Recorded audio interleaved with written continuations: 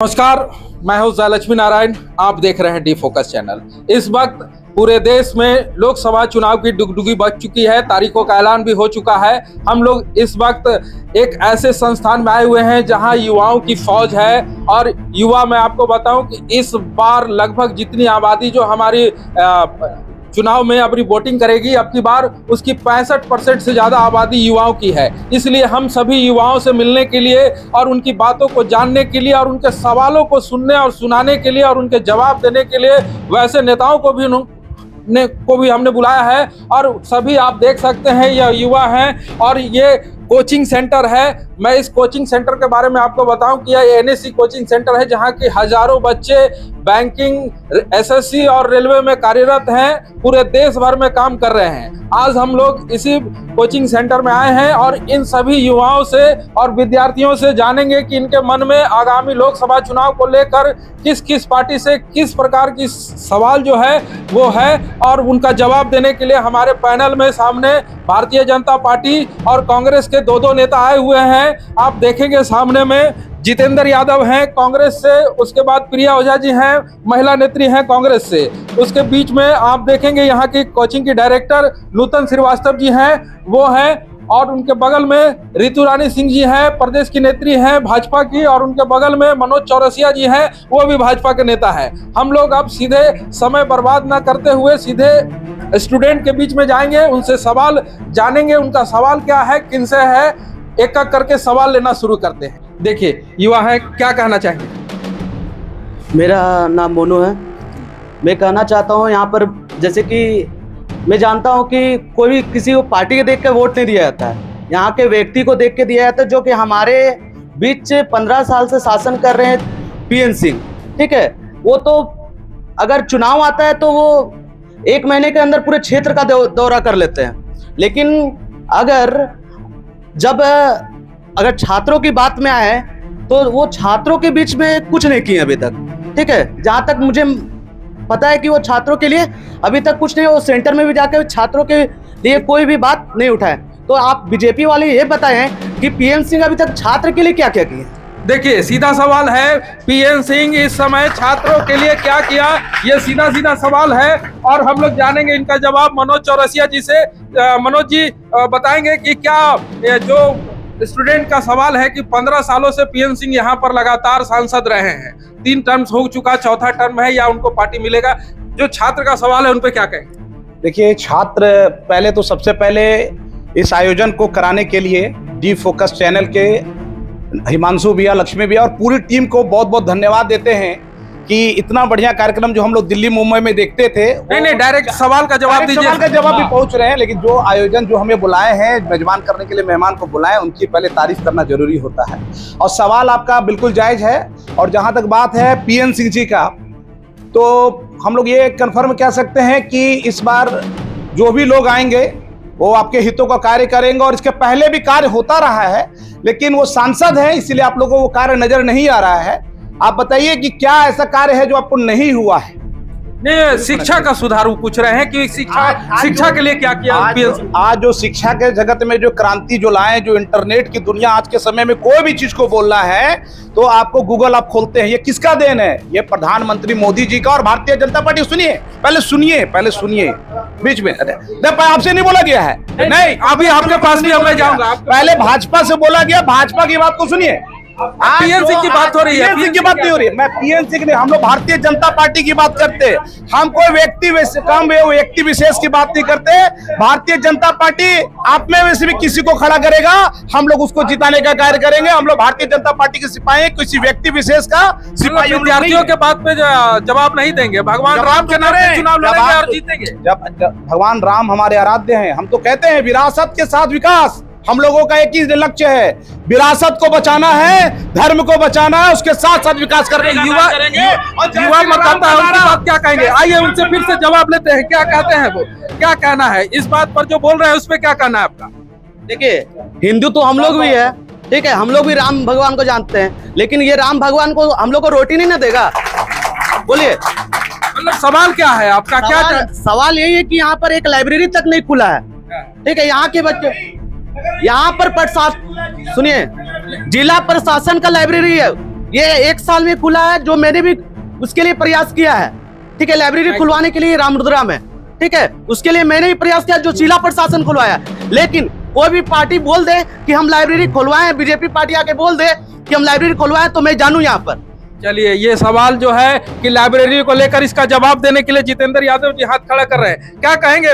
युवा मतदाता है, उनका सवाल था कि पीएन सिंह ने 15 सालों में कुछ भी यहाँ के स्थानीय जो विद्यार्थी हैं उनके लिए कोई काम नहीं किया। क्या कहेंगे? सबसे पहले आप तमाम हमारे जो ऑडियंस बैठे हैं, नौजवान साथी, आप तमाम लोगों की अपनी उज्जवल भविष्य की बहुत बहुत शुभकामनाएं। साथियों और बच्चों, सबसे पहले आपने सवाल क्या किया?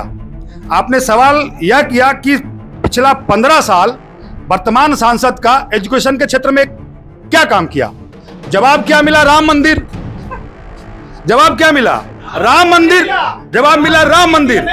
अब सवाल, जब आपके पास कोई जवाब नहीं है तो आप राम मंदिर के आड़ में पूरे एजुकेशन सिस्टम को खत्म कर देना चाहते हैं। अब मैं आपको बताना चाहता हूं कि हमारी सरकार ने इस बोकारो में छात्रों के लिए क्या किया।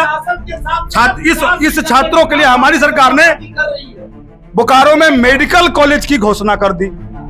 आप सबको पता है, सबको पता है। अरे 70 साल से आप जिस मंच पे खड़े हैं। मनोज जी रुक जाइए, मनोज जी आपके पास भी आएंगे, मनोज जी आपके पास भी आएंगे। अच्छा, एक चीज बताओ आप। इन्होंने सवाल किया 70 साल में आपने क्या किया?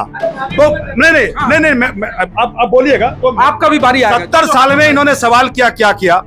मैं इनसे पूछना चाहता हूं कि 9 साल 10 साल के अंदर आप जितने भी सरकारी संसाधन का इस्तेमाल कर रहे हैं, जितने भी टेक्निकल इंस्टीट्यूट का इस्तेमाल कर रहे हैं, वो किसकी देन है? कांग्रेस की देन है। एम्स किसका देन है? इसरो किसका देन है? बोकारो स्टील प्लांट किसका देन है? सेल किसका देन है? भेल किसका देन है? गेल किसका देन है? एयरपोर्ट किसका देन है? हवाई अड्डा किसका देन है? अब तमाम चीजें, औद्योगिक क्रांति किसकी देन है? हरित क्रांति किसकी देन है? दुग्ध क्रांति किसकी देन है? चलिए, देन तो आपने गिना दिया। आते हैं महिला नेत्री के पास, क्या कहेंगे? सबसे पहले मैं, क्योंकि हमारे यहाँ जो जितने भी बच्चे बैठे हैं एनएससी के बच्चों को मैं शुभकामनाएं देती हूँ, क्योंकि आप लोग भावी देश के भविष्य हमारे, और एनएससी की जो हमारी डायरेक्टर मैडम है नूतन मैडम का भी मैं बहुत बहुत पहले धन्यवाद देती हूँ कि आप इतना अच्छा एक बच्चों का एक। मैडम जवाब दीजिए, जितेंद्र जी जो जवाब दिया। मैं जितेंद्र जी की बातों का जवाब बाद में दूंगी, क्योंकि ये मेरा फर्ज बनता है। हमारे बच्चों ने हमसे क्वेश्चन किया है, उनके क्वेश्चन का पहले मैं जवाब दूं। पीएन सिंह के लेकर जो जवाब दिया सवाल थे उनका जवाब दीजिए कि 15 सालों में क्या किया पीएन सिंह ने विद्यार्थियों के लिए। मैं बताना चाहूंगी, देखिए, चूंकि मैं चास में रहती हूँ, चास से जुड़ी हुई हूँ, तो कोई भी व्यक्ति अगर कहीं रहता है तो उसे सबसे पहले मूलभूत सुविधाओं की आवश्यकता होती है। अगर उसे बिजली ना मिले समय पर, अगर उसे पानी ना मिले समय पर, अगर उसे आने जाने की सुविधा ना मिले समय पर, तो कहाँ से स्कूल और शिक्षा की बात आती है? मैंने खुद आंदोलन में भाग लिया है ना, मैंने खुद, बच्चे यहाँ के होंगे, गरगा पुल पे घंटों, एक मिनट सर, एक मिनट, मैंने आपकी बातों पर नहीं टोका, आप मुझे नहीं टोकेंगे। बच्चों को सच्चाई बताए, एक घंटे गरगा पुल पे 2 घंटे रोड जाम रहता था, बच्चे फंसे रहते थे। क्या मैं सही हूँ कि गलत हूँ? तालियों के साथ। एक मिनट, आप नहीं बोलिएगा, आप मत बोलिए अभी। आप बच्चों को भटकाइए मत। एक करके जवाब, हमारे प्रधानमंत्री नहीं, एक मिनट, अगर आप शिक्षा की, देखिए, बात आप पूरा नहीं करने दे रहे हैं। अभी तक हम मूलभूत सुविधाओं से लड़ रहे थे, पानी, बिजली, रोड, सड़क, इसी का आवेदन ले लेके गरगा पुल हो, हमारे आज आप हवाई जहाज हो, आपका पेपर में सब होता होगा, लेकिन जमीन पर कुछ नहीं था। कांग्रेस में सब नेता ही बैठे, कार्यकर्ता कोई नहीं उपलब्धि गिनाइए मैडम। पीएन सिंह के 15 सालों का जवाब मांग रहे हैं कि विद्यार्थियों के लिए क्या किया। अरे उपलब्धि, अभी सिंदरी में आप हर्ल देख लीजिए, बरसों से पड़ा हुआ बंद कारखाना था, वहाँ कौन जॉब करने जाएगा? हमारे यहीं के बच्चे जाएंगे ना हर्ल में काम करने? हाँ, आज 85,000 करोड़ का, वहाँ 85,000 करोड़ का, सॉरी 38,000 के लगभग में वहां पर इन्वेस्टमेंट कर करके गए हुए हैं। कौन उसमें काम करेगा? क्यों बंद पड़ा था आपके समय में? आपने क्यों नहीं उसको खुलवाया? कांग्रेस की देन थी कि वो इतने सालों से बंद पड़ा हुआ था। राज्य में सरकार आपकी रही है, आपकी उदासीनता के कारण आज आप शिक्षा की बात करते हैं। आज केंद्र सरकार के द्वारा पीएम श्री योजना के तहत, पीएम श्री बच्चे यहाँ जान रहे होंगे, पीएम श्री योजना के तहत पर प्राथमिक विद्यालय को मध्य विद्यालय में, मध्य विद्यालय को हाई सेकेंडरी में किसका देन है? बोलिए आप लोग, ताली के माध्यम से बताएं। ये तो जवाब मिल गया। अब युवा मतदाता और भी है, उनसे जानते हैं। दूसरा सवाल, ये सवाल तो अब 15 सालों का जवाब मिल गया बच्चों को, क्या कहेंगे, क्या मन में सवाल है? कुछ सवाल है? वो पूछ रहे उनसे। चलिए आगे आगे आगे, किनसे हाथ उठाइए। नहीं, एक सवाल एक आदमी। नेक्स्ट, हाँ, क्या करना है? सबसे पहले आप सभी का हमारे कोचिंग में हार्दिक स्वागत है। मेरा सवाल दोनों पार्टियों से है। पहला बीजेपी से ये सवाल है कि आपने बोला कि आधारभूत सुविधा पर हमारे चास में गर्मी के दिनों में पानी पूरा सूख जाता है, तो उसके लिए आप कुछ कीजिए। और दूसरा सवाल है हमारे कांग्रेस से कि आप लोग इनडायरेक्टली सरकार में है, पर आप लोगों ने पेपर लीक के लिए कानून तो बना दिया, पर उसे धारा तल पर लागू नहीं कर पाया है। चलिए, दोनों सवाल है, एक एक करके जवाब लेते हैं। पहले जेपीएससी की जो पेपर लीक हुई थी उसके बारे में जान लेंगे।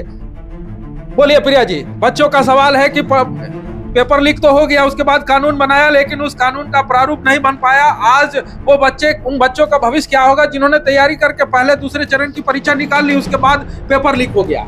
नहीं, देखिए, इन्होंने बहुत अच्छा सवाल किया है, क्योंकि एजुकेशन के सिस्टम में अगर आप कुछ भी पूछते हैं तो ये मुझे अच्छा लगता है और मैं जवाब देना चाहूंगी। पेपर लीक के बाद जरूर कानून बना है, लेकिन जब से हमारी सरकार आई है झारखंड में, ये कह रहे हैं कि ये नहीं किया, वो नहीं किया, इन्होंने करने कहाँ दिया? कभी ईडी, कभी सीबीआई, कभी इससे डराओ, कभी उससे डराओ। ये चिल्ला कर अपनी आवाज, ये लोग आप बोलते रहिए। ये लोग चिल्ला कर सिर्फ दूसरे की आवाज बंद कर सकते हैं। सुनिए, इन्होंने जवाब देने का बारी आएगा आपका। जवाब देने दीजिए। इन्होंने कहा कि सिंदरी में प्लांट बन रहा है, लेकिन जब बच्चे पढ़ेंगे ही नहीं तो नौकरी कहाँ से करेंगे? जब उनके पास एजुकेशन ही नहीं होगा तो वो क्या नौकरी करेंगे? और दूसरी बात, नहीं, आपने 1 मिनट मैडम, रुक जाइए। नहीं चाहती है, रुक जाइए, जवाब नहीं चाहती है। हाँ। इनका नारा एक ही है, ध्यान से सुनिएगा। एक ही नारा, एक ही नाम, मोदी योगी तब जय श्री राम। पहले मोदी फिर योगी, तब जाकर जय श्री राम। इनके लिए मोदी जी ज्यादा बड़े हैं, योगी जी ज्यादा बड़े हैं, तब जाके जय श्री राम है। मैडम, सवाल हो रहा है बच्चों का।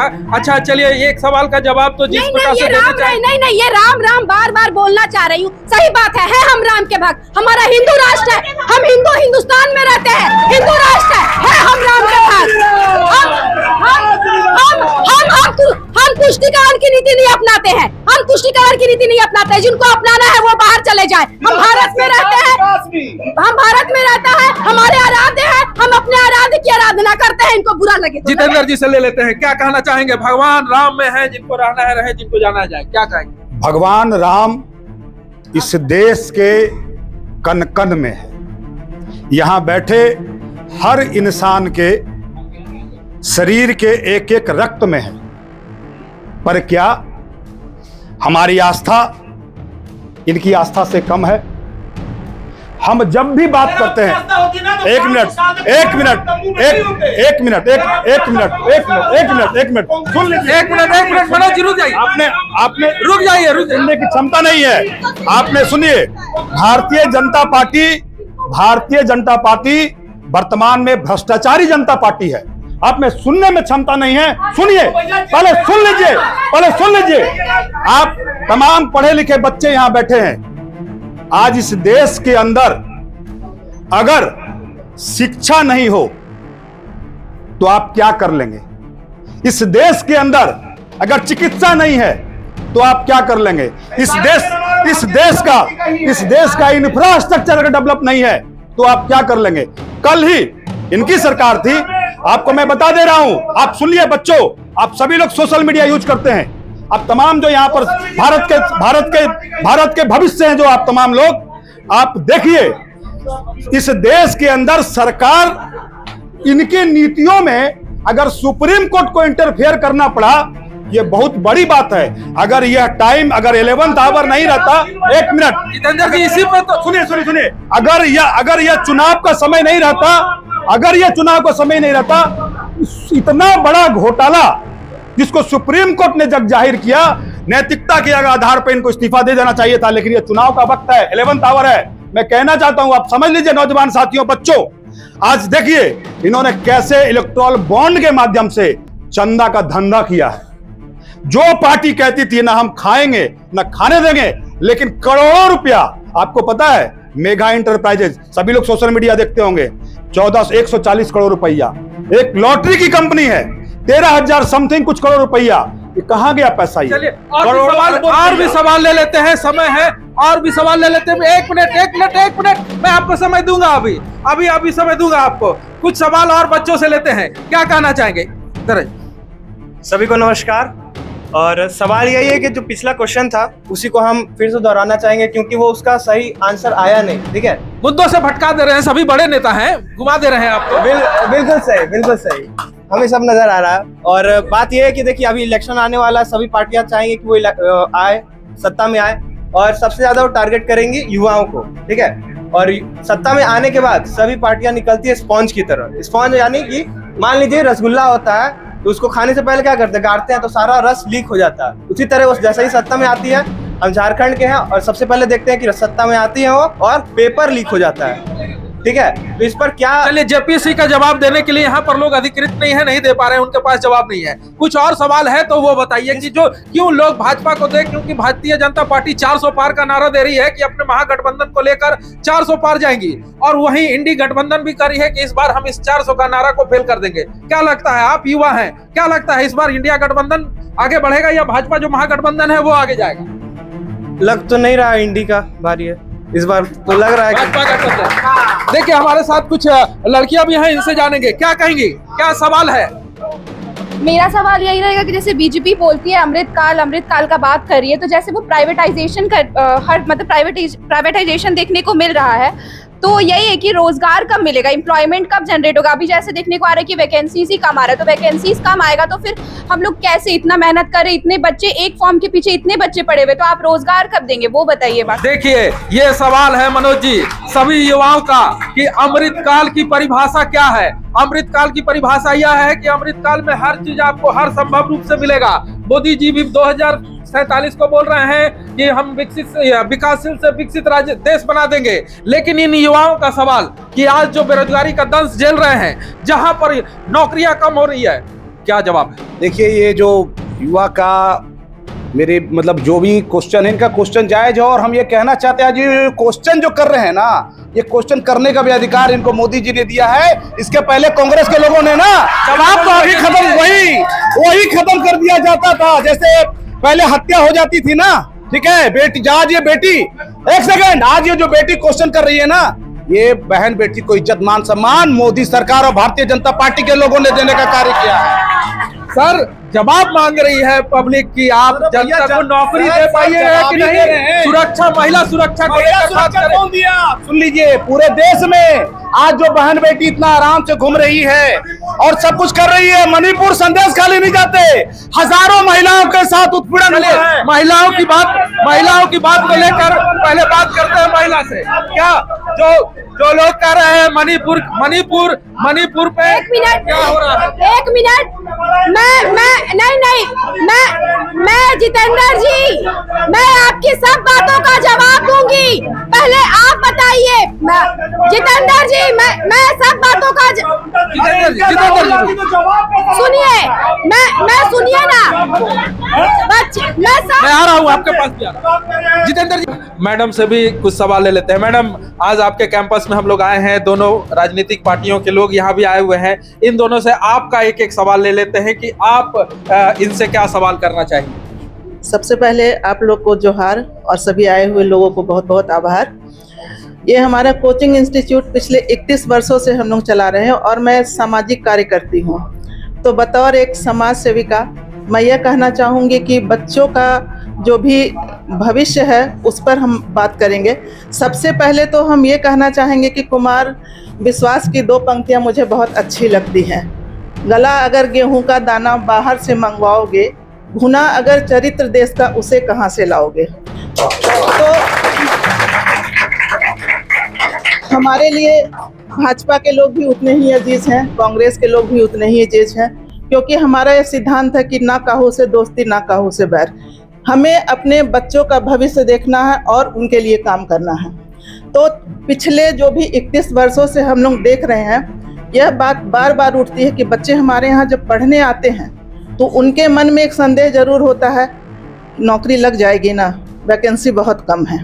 तो मैं दोनों ही पक्षों से अपने विद्यार्थियों की तरफ से यह बात रखना चाहती हूँ कि अगले लोकसभा चुनाव में आप लोग जिस किसी भी नेता को खड़े कर रहे हैं वो हमारे विद्यार्थियों के लिए क्या करेंगे, इस पर अपने विचार दीजिए। चलिए, ऐसे इस चीज़ों पर और भी बच्चों से बात करते हैं। मैडम ने जो सवाल किया है शायद वही बच्चों का भी सवाल होगा कि दोनों में से जो भी राष्ट्रीय पार्टियां अपना अपना उम्मीदवार दे रही हैं या फिर अपने उम्मीदवारों को खड़ा करेंगी, तो युवाओं को लेकर, रोजगार को लेकर क्या उनकी मंशा होगी वो धीरे धीरे लेंगे। और किन्हीं से अगर सवाल क्या पूछना है, चलिए हाथ कर।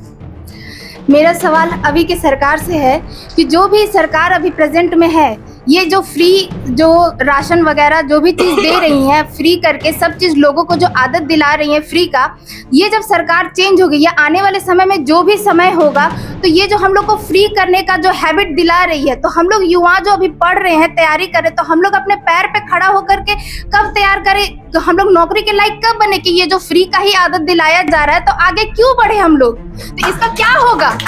देखिए, ये सीधा सवाल है भारतीय जनता पार्टी की ओर से कि आत्मनिर्भर बनाने की जगह फ्री में आज भी लगभग 81 करोड़ का आबादी जो है, जिसको कि प्रधानमंत्री ने ही बता दिया कि 81 करोड़ लोगों को आज हम मुफ्त अनाज दे रहे हैं। मनोज जी, तो कैसे बनेगा विकसित राज्य, कैसे लोग होंगे आत्मनिर्भर, इसको लेकर क्या देखिए 140 करोड़ आपकी हमारी जनसंख्या है भारतवर्ष की। कई ऐसे लोग, कई ऐसे परिवार हैं जो लाचार हैं, असहाय हैं, जिनका घर में चूल्हा जलने के लिए ना वो सरकार की तरफ टकटक के निगाहों से देख रहे हैं। तो हम जो बड़े बड़े उद्योगपतियों से और जो दूसरे नशा करने वाले से जो टैक्स लेते हैं ना, उसी के माध्यम से 81 करोड़ कोरोना काल में भी जब लोग को खाने को दाना नहीं जुट रहा था, दूसरा अगर प्रधानमंत्री गूंगा अगर प्रधानमंत्री होता तो हमको लगता है कि देश कहाँ की ओर चला जाता। और ये मोदी जी का देन है, ये जो आप सभी घर में रहे, सुरक्षित रहे, और वैक्सीन मांगने के लिए हम लोग को दूसरे के देश के आगे भीख नहीं मांगना पड़ा। नहीं तो यहाँ कश्मीर मार के जाता था और हम लोग पहुंच जाते थे पाकिस्तान यहाँ पर कि बचाइए बचाइए, अमेरिका वाले बचाइए। ये मोदी सरकार, ये मोदी सरकार, मैं आपको बताना चाहता हूँ, थोड़ा सा जवाब को सुनना भी सीखिए। ये मोदी सरकार की देन है, भारतीय जनता पार्टी की देन है कि आप लोगों तक घर तक अनाज पहुंच रहा है। और शायद आपका ये क्वेश्चन जो है, आपका एक गलत क्वेश्चन है। आप अपने घर के अगल बगल के लोगों को देखें जिनके घर में सुबह खाना, हम किसी धर्म मजहब की बात नहीं कर रहे, गरीबी किसी भी धर्म जाति मजहब को देख के नहीं आता, लेकिन आप ये देखिए अगल बगल में, अगर बगल वाला का घर में खाना नहीं बना, चूल्हा नहीं जला है ना, तो आपको भी खाने का अधिकार है। मनोज जी, वो अभी देख रही है कि 3 तल्ला मकान, बुलेट और बुलेट कार से लोग लेने जा रहे हैं, लाल कार्डधारी बने हुए, वो आपकी सरकार में ही बना है। इस पे भी जवाब नहीं, गलत गलत, ये सब कांग्रेसियों का देन है। और आप उठा के देखेंगे, आप इतिहास पलट कर देखेंगे तो कांग्रेस के लोग चलिए कांग्रेस के लोगों से ही जान लेते हैं। कांग्रेस के लोग, जितेंद्र जी बताइए, ये जो बता रहे हैं कि लाल कार्डधारी को जो 81 करोड़ की जनता को दे रहे हैं, उसका आज ढिंढोरा पीट रहे हैं, उसी के नाम पर चुनाव में वोट भी मांगेंगे, युवा सवाल वो पूछ रहा है, क्या कहेंगे? हम उम्मीद करते हैं अपने भारतीय जनता पार्टी के साथी के साथ जिस तरह हम शांत थे उस तरह वो शांत रहेंगे। बिल्कुल शांत रहेंगे। हमारी बेटी का सवाल था कि फ्री में राशन दे करके कैसा आत्मनिर्भर क्यों बनाए जा रहे हैं, तो मैं बच्चों में एक चीज कहना चाहता हूं, आप मांगते कब हो? जब आपके पास अभाव होता है, तभी ना मांगते हो। दोस्त से उधार कब लेते हो? जब आपके पॉकेट में कुछ पैसा नहीं होता है, तो इसका मतलब आपके पास कमी है। तो यह मजबूत राष्ट्र की जो परिकल्पना भारतीय जनता पार्टी करती है और तमाम लोगों को कहती है, तो क्या इस देश का 85 करोड़ आदमी भिखमंगा है जिसको अपने राशन के टुकड़े पर पाल रही है? तो क्या यह देश के लोग मजबूत हैं? आप तमाम लोग इस चीज को समझिए। देश का 85% लोगों को अनाज बांटना पड़ रहा है। एक मिनट, देश का 85 करोड़ आदमी अगर सरकार के अनाज का मोहताज है तो वह समाज मजबूत नहीं हो सकता है। दूसरा, इन्होंने क्या कहा, पाकिस्तान को हम आंख दिखाते थे। पाकिस्तान को तो हमने क्या किया है, इतिहास नहीं भूगोल तक बदल दिया है। इसके तथ्य सब लोग जानते हैं। हमने पाकिस्तान का भूगोल भी बदल दिया। नहीं, कांग्रेस कुछ नहीं किया। सुन लीजिए। देखिए आ रहे इनकी बात। कांग्रेस, आप शिक्षा के मामले में सुनिए, एक मिनट सुनिए आप अभी जो एक मिनट शांत रहिए, शांत रहिए। अभी हमारे जितने बच्चे पढ़े लिखे हैं, पढ़ रहे हैं, उनको सब हिस्ट्री पता है। हाँ, ये कहिए कि शिक्षा के माध्यम से, एजुकेशन के मामले से किसी भी हिस्ट्री का, अपने देश का हिस्ट्री पढ़ाया गया? कांग्रेस नहीं पढ़ाया। मोहम्मदन हिंदू मुस्लिम करके बांट दिया और राज 70 वर्ष तक राज किया। और अभी आप एक मिनट अभी आपने बोला, एक मिनट अभी आपने बोला, अच्छा जानकार व्यक्ति हैं, सुन लीजिए। हेल्थ के बारे में बोला आपने, हेल्थ के बारे में आपने बोला, हेल्थ के बारे में ये मोदी जी जो हैं, जो कि गरीब भी जाके हार्ट ऑपरेशन करवा करके आता है आयुष्मान भारत से। पहले गरीब आदमी मर जाता था, कंधा देने वाला कोई नहीं। क्या जवाब दीजिएगा, क्या जवाब दीजिएगा? चलिए इनकी जवाब को ही ले लेते हैं कि आयुष्मान सवाल कि आयुष्मान पे भी जवाब देता हूँ, पहले सुन लीजिए। जिन्होंने लाल आंखें जो दिखाते थे चाइना और पाकिस्तान को, चाइना ने हमारा सैकड़ों वर्ग किलोमीटर जमीन कब्जे में लेकर रखा है। ठीक है, सुन लीजिए, पहले चुप रहिए ना यार। तथ्यों के आधार पे मैं कह रहा हूँ। दूसरा चीज मैं सुनिए, छात्र बच्चों सुनो, उसके बाद मैं आपको बता रहा हूँ। आज पुलवामा कांड हुआ, पुलवामा कांड के हफ्ते 10 दिन के पश्चात पाकिस्तान की एक कंपनी से इन्होंने करोड़ों रुपया इलेक्टोरल बॉन्ड के माध्यम से लिया, इलेक्टोरल बॉन्ड के माध्यम से लिया, हम्स के नाम से, इलेक्टोरल बॉन्ड के नाम से। अब ये कह रहे हैं हमारे बड़े भाई साहब कह रहे हैं कि हेल्थ के नाम पे क्या किया। जितेंद्र जी, ये तो मानना होगा ना कि आयुष्मान भारत प्रधानमंत्री की ही देन है। नहीं आप चुप रहे और सुने चुपचाप से। बोलिए बोलने का क्षमता है, बोलिए उधार मत इधर बोलिए। आयुष्मान कार्ड सिर्फ बच्चों की डिलीवरी से ज्यादा अगर कुछ कर दे ना तो बात ही अलग है। वो चाचा जी क्या कह रहे थे कि हार्ट का ओपन सर्जरी, एक मिनट नहीं आप सुनिए, अभी की बता रही हूँ मैं, आप सुनेंगे ही नहीं, बोलिए ना। जब तक कोई एडमिट नहीं हो जाता है, जब तक वो उस लेवल तक नहीं पहुंच जाता है कि वो मरने वाला हो, तब तक आप आयुष्मान का यूज नहीं कर सकते हैं। चलिए, आयुष्मान पे लेकर बड़ी बात कह दी है प्रिया ओझा जी ने कि आयुष्मान कहीं भी सक्सेस नहीं है, सिर्फ बच्चे डिलीवरी छोड़। मैं आयुष्मान की बात अभी नहीं, मेरी बिटिया रानी ने जो सवाल का जवाब किया है, मैं उस सवाल का जवाब पहले। चलिए उनका जवाब का सवाल आप दे दीजिए, उल्टा सवाल का जवाब दे दीजिए। पहले मैं उनके सवाल का जवाब ये देना चाहूंगी कि देखिए, पहले तो आप ये जानिए, जो राशन मिलने का जो बात हुआ वो सबके लिए नहीं था, वो जो लाल कार्डधारी थे उनके लिए था। क्योंकि अन्न की जब हम बात करते हैं तो अन्न की शुरुआत किचन से और गृहिणी से, घर की लक्ष्मी से होता है, जिसकी की जवाबदेही बच्चों को खाना खिलाना होता है।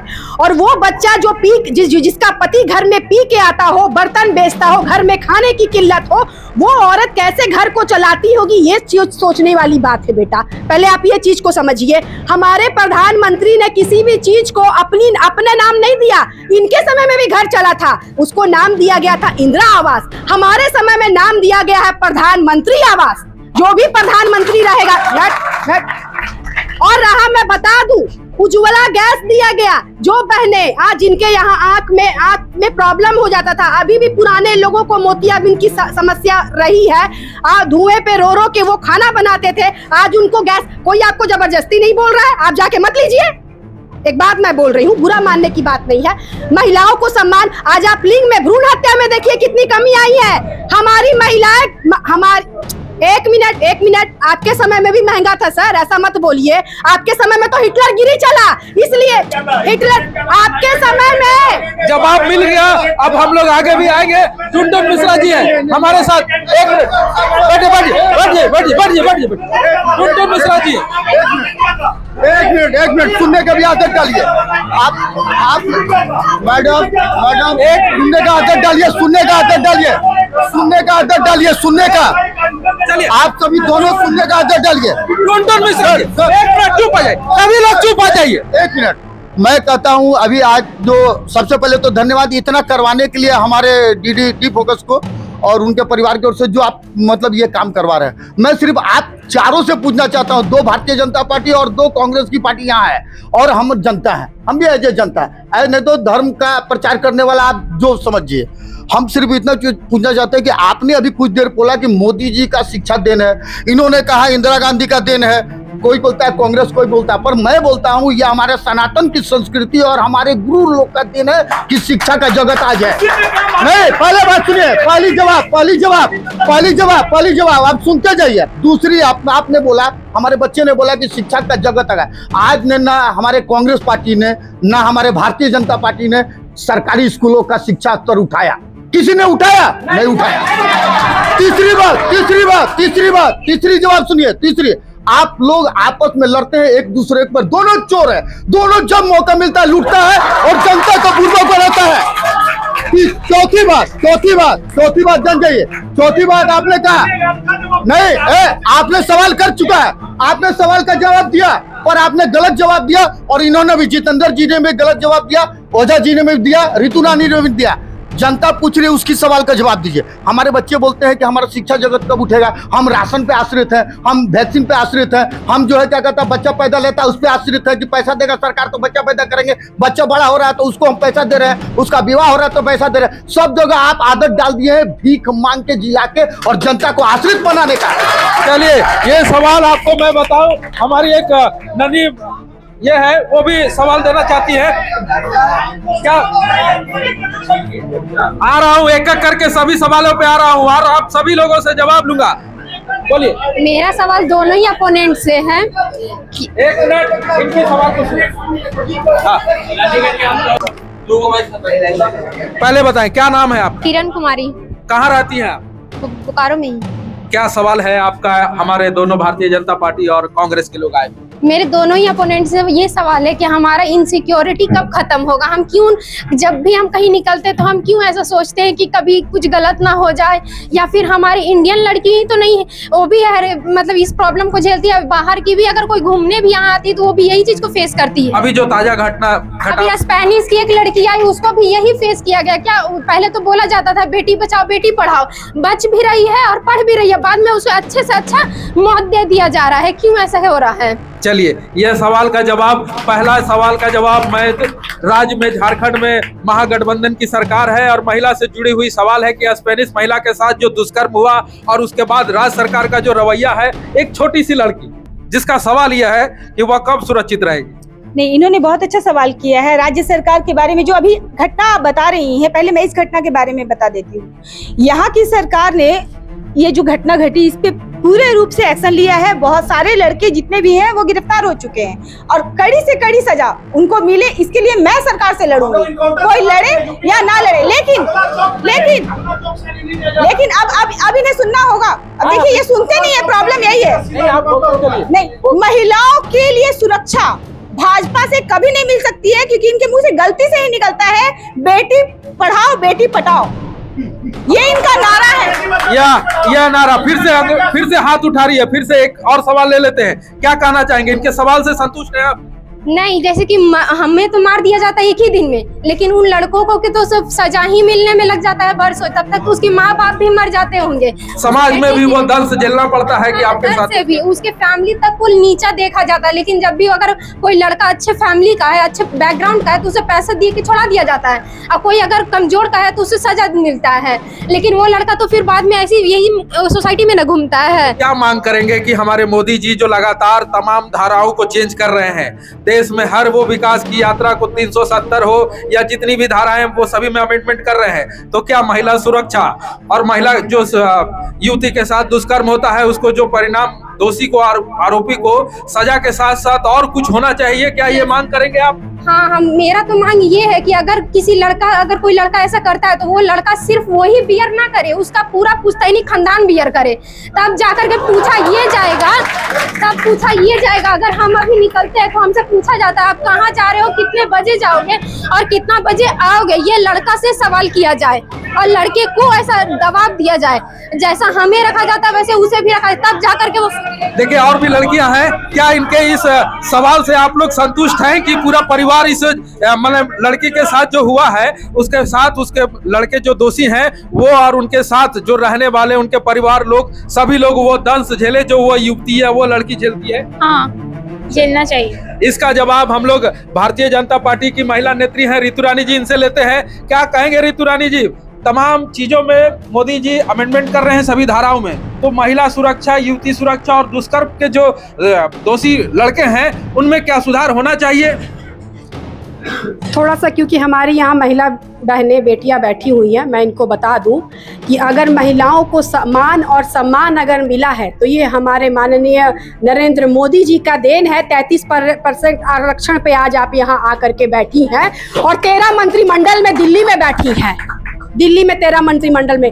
और आपने जो क्राइम की बात की उसके लिए सखी वन सेंटर का भी यहाँ पर साथ जानते होंगे, यहाँ एसडीओ ऑफिस के पास में सखी, हाँ, वहाँ पर 7 दिनों तक अगर कोई पीड़िता है, किसी के साथ कुछ दुर्व्यवहार हुआ है, 7 दिन तक फ्री ऑफ कॉस्ट वहाँ रहने का भी प्रावधान है। और आपके लिए जो भी कानूनी न्याय जो आपको दिलाना होगा उसके लिए है। हमारे मोदी जी महिलाओं को ही, वो मातृशक्ति को ही पहले प्राथमिकता दे रहे हैं। ये चीज आप देखिए, मैं ये आपको बोलना चाह रही हूँ। कुछ बोलना चाह रहे हैं? देखिए, आप लोगों को बचपन में सुनते होंगे कांग्रेस का छाप क्या है? हाथ।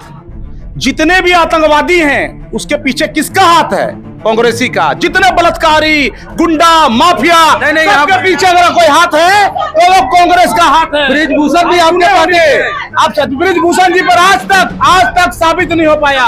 ब्रिजभूषण जी का आज तक साबित नहीं हुआ। रात को 3 बजे, रात देखे, 1 मिनट, हेलो, ब्रिजभूषण सरकार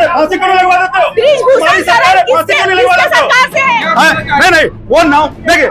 एक बच्चों एक बात सुन लो बच्चों, इन्होंने कहा, देखिए, कांग्रेस पार्टी डेमोक्रेसी सिस्टम में विश्वास रखती है, जो प्रजातांत्रिक तरीका है उसमें विश्वास रखती है। 70 साल के अंदर कांग्रेस ने जो किया किसी से छुपा नहीं है। ये भाजपा के जो हमारे नेता हैं वो कांग्रेस पार्टी को आतंकवादी कर रही है। इनकी औकात है, इनकी है औकात, नरेंद्र मोदी की औकात है कांग्रेस को फांसी पर लटका दे लाल किला में। अगर क्या कहेंगे? सुनिए, एक मिनट, आपको सुनना पड़ेगा। 1 मिनट। भारत की जनता का सबसे बड़ा दुर्भाग्य है कि अपने प्रधानमंत्री का इज्जत से नाम लेना नहीं चाहता है। सीखे किससे है? सीखे किससे है? सीखे किससे है? सीखे किससे है? 1 मिनट। अरे मोदी जी का डिग्री सुनिए तो सही। मोदी जी का डिग्री ले सर, मोदी जी का डिग्री कौन कब का है? हम लोग बोलते हैं, आइए इधर। 1 मिनट के साथ कोई पढ़ा है? हम लोग मोदी जी के साथ कोई स्टूडेंट है? देखिए, हम लोग आगे भी चलिए। ठीक है, आप बैठ जाइए। जितेंद्र जी, आप बैठ जाइए। मोदी जी की डिग्री देखने का हक जो है, 1 मिनट सर, हमारे साथ डिग्री की बात कर रहे हैं, कलेजी नहीं कलेजा दिखा दिया। धारा 370 हटा करके, धारा 370 बोलने दीजिए।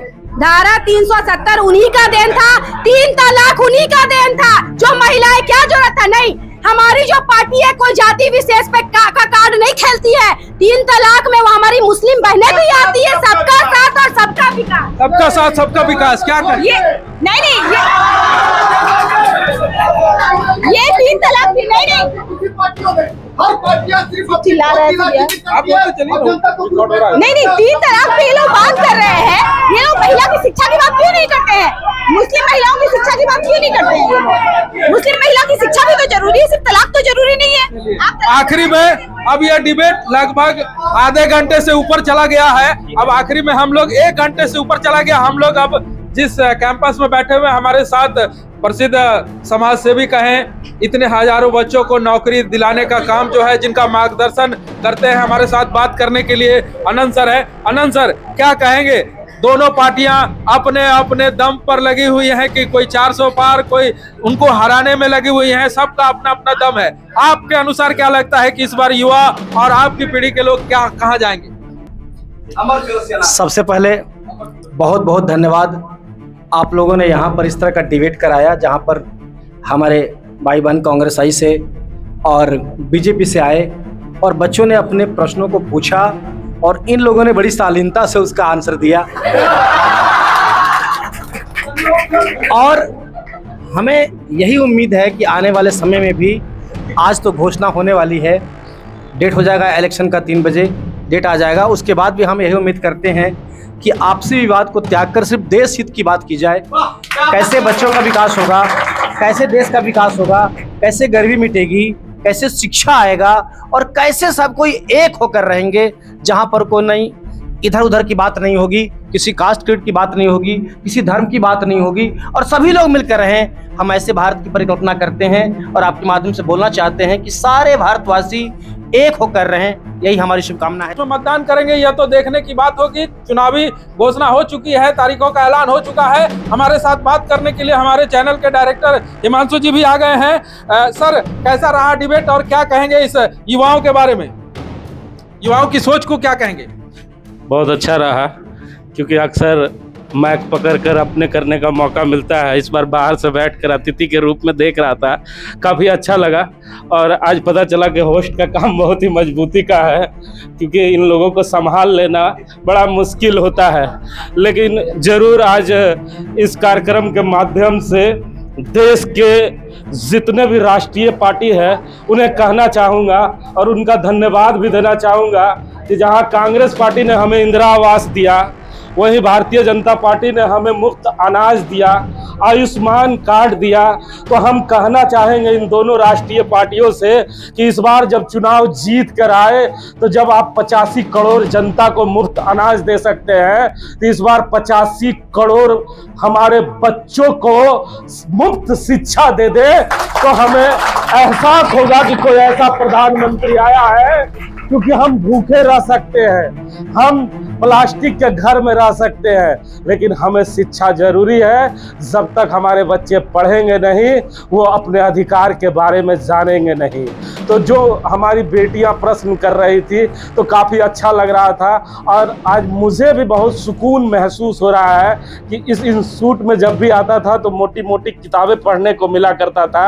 आज बच्चे को उस ज्ञान को पढ़ने का मौका मिला है, उनके सीने में जो दर्द है उसे सुनने का मौका मिला है। इसके लिए हम लक्ष्मी जी और NS सर को, मैडम को और तमाम कांग्रेस और भारतीय जनता पार्टी के नेताओं को धन्यवाद करना चाहेंगे कि इसी तरह आप हमारे कार्यक्रम में आए और हमारे बच्चों के दर्द को भी समझे।